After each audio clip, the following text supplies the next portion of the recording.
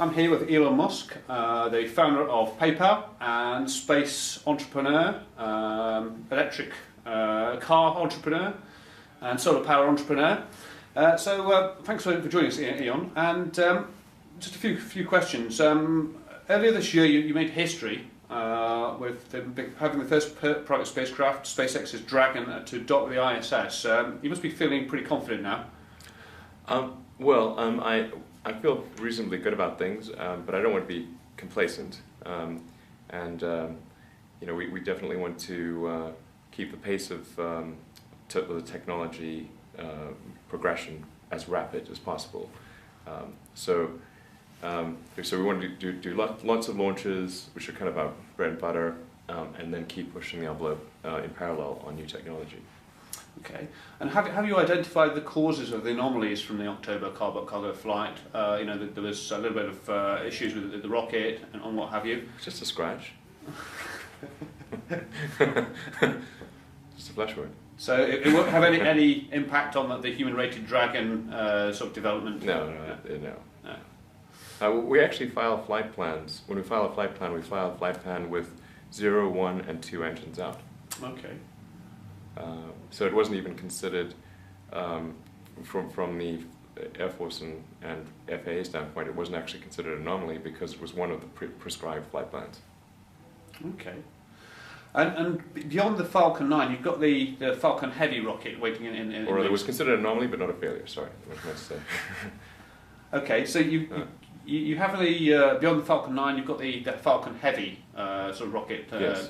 In development or waiting in the wings. So, what's that all about? And is there really sort of a market for it? Because satellites seem to be getting kind of a lot smaller these days. So, well, I think they're getting smaller and bigger. So on the small side, you got companies like Sorry, which I used to be an investor in until it was acquired. I certainly admire what they're doing in small satellites. And then on the big side, you've got the big geosynchronous satellites, where particularly for places that have a limited number of geostationary spots, they actually want the satellite to be as big as possible. So I think you've got this bifurcation going to both big and to small, but probably with fewer medium. Okay. And also with the human-rated systems in the ISS, obviously NASA, after the retirement of the space shuttle, NASA is very keen to get a US sort of system there, funding a lot of you and your competitors. So there could be a case of going from no US systems to several in the next few years. Yourselves. Yeah, I think that'd be great. That'd be really great. Do you think there's room enough for all of them? I think as long as we're making revolutionary improvements in space transport, I think there is room for a lot of companies. But we really need to get to rapidly and completely reusable rockets. Just as is the case with aircraft. I mean, aircraft are rapidly and completely reusable. They have a maintenance cycle and everything, but basically you put fuel in and fly it again, and you can land a 747 and take off, an hour and a half later, and you should be able to do that with rockets too. Okay. And if you do that, then the cost would come down so dramatically that I think we could find many uses for rockets. Okay. And can you give us an update on the Air Launch Stratolaunch system that was announced last year?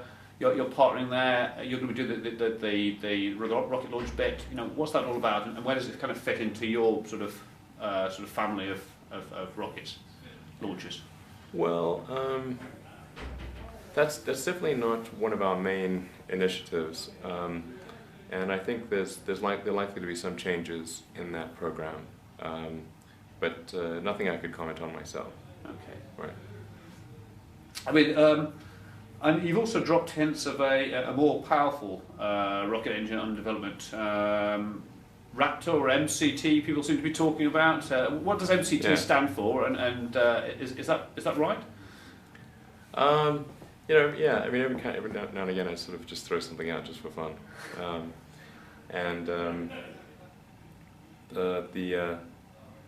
I can confirm that the name of the engine is Raptor. Okay. And I'd like to announce maybe some details about the engine next year. Okay. But perhaps what's even more interesting is the spaceship that's attached to. Okay. And does the M in MCT stand for anything to do with Mars or Martian or? Okay. To leave a little, you show a little leg, not all of it. Okay. You've also got a vertical landing system, the Grasshopper, in development. How does that fit into the sort of family of that? That's the reusability of rockets.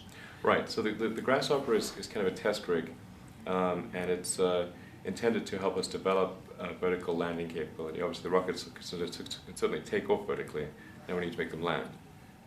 And so Grasshopper is has very robust landing legs.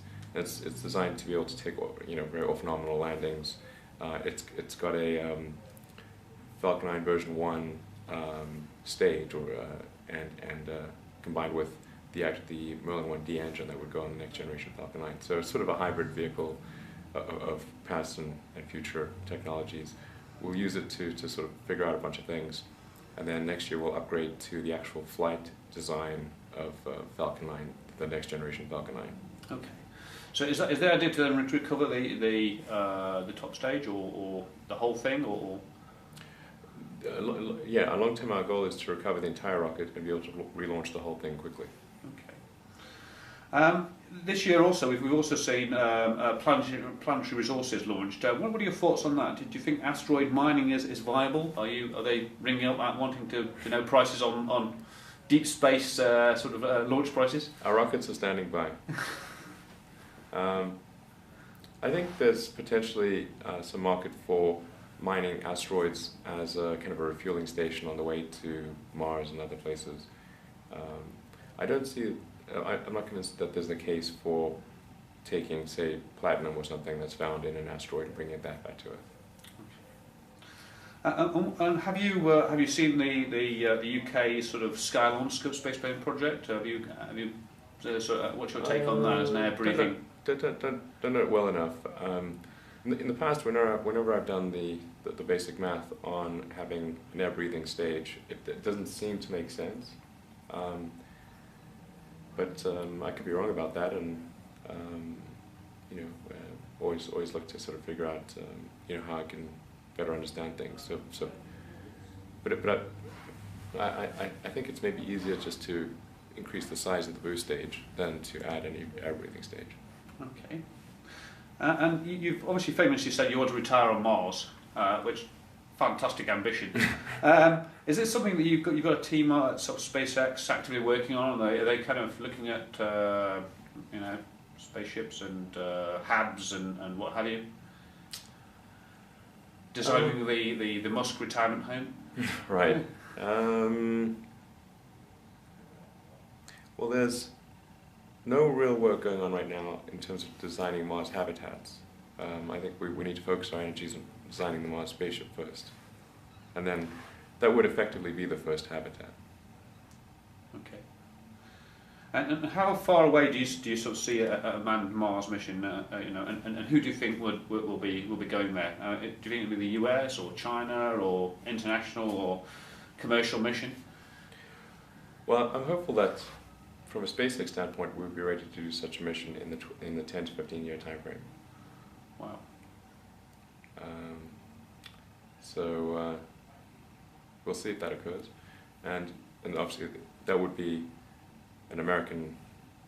It may or may not be a government, or maybe some government involvement, or none. I don't know quite yet, but I think SpaceX will be ready in approximately that time frame. Okay. Well, you've had an exciting year, obviously, this year. So what can we look forward to in 2013 in terms of SpaceX news and accomplishments? In 2013, I'm hopeful we'll be able to demonstrate high-altitude supersonic liftoff and return. So to being able to have the stage take off, go supersonic, and then come back and land propulsively at the launch site. Okay. Then I'm hopeful we'll also demonstrate the Falcon Heavy towards the end of next year. And that'll be the most powerful vehicle in the world by a factor of 2. And more than a factor of 2, actually. So 2013 should be an exciting year. Okay. How many people now work at sort of SpaceX, and what are kind of like the recruitment plans there? I get a lot of sort of feedback from people saying, how do we get a job there? Well, it's quite difficult for us to employ people that don't have a green card because of US ITAR rules. Yeah. So my first advice would be do anything you can to get a green card. We have been successful in a few cases with getting permission from the U.S. State Department, Defense Department to employ non-U.S. citizens, but it's very difficult to do that, unfortunately. I wish it were easier. Okay. And where do you get your passion for space from in the first place? Where did it kind of start that sort of inkling that you wanted to be in this field? Well, I was always a big fan of science fiction movies and books, and I always thought that we were on our way to becoming a spacefaring civilization, just to be like the stories that one would read about. And then I was disappointed to learn that it didn't seem to be happening, and that's why I got into. That's why I started SpaceX, is to sort of make that a reality and not just be forever a fiction. And what do you attribute to the success of SpaceX so far? I mean, the last time you were here, you'd just done the launch, and that had gone well. And I think a lot of you kind of surprised and were pleasantly surprised. A lot of people said, "Wow, this is someone who's come on the scene and done it right first time," and we're quite sort of shocked in a way. What do you put down to that sort of the success there? Well, we're certainly very, very determined to succeed, and fortunately, we had just enough money to make it to the fourth launch, which was the one that worked. Thank goodness. Yeah. I think we had a critical mass of technical talent, and just enough money, and a design that was sensible, and those were probably the three ingredients that resulted in success eventually. Okay. And you've always got a number of different enterprises going on at the same time, such as Telsa and the solar power. Tesla. So how do you split your time and kind of juggle between them? How do you divide your time and sort of attention? Well, I split my time approximately evenly between the two companies, although depending upon which company needs me the most, I might allocate a bit more time to that company at times. So right now I put a majority of my time on Tesla, but earlier this year was a majority of my time on SpaceX. And if you were, obviously, you're in the commercial sector, but there's sort of a NASA kind of beavering away there. If you were the head of NASA, what would be your priorities? What sort of changes would you make, and how would you sort of steer space policy, for example? Well, I think NASA is actually doing a pretty good job overall.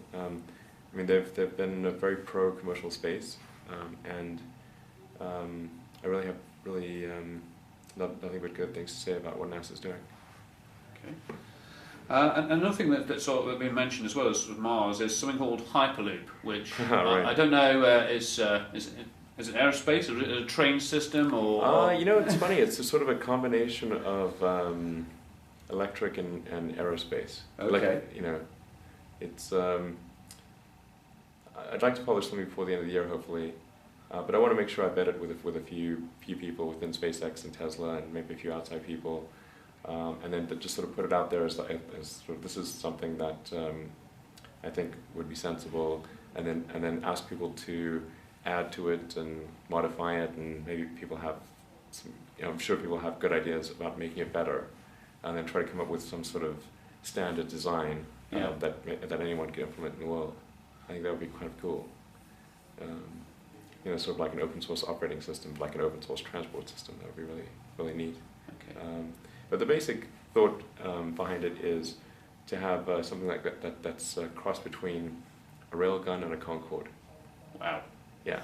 Now some people, and actually I kind of sort of like saying that because some people are going to be scared about that, and some people are like, yes, that's awesome.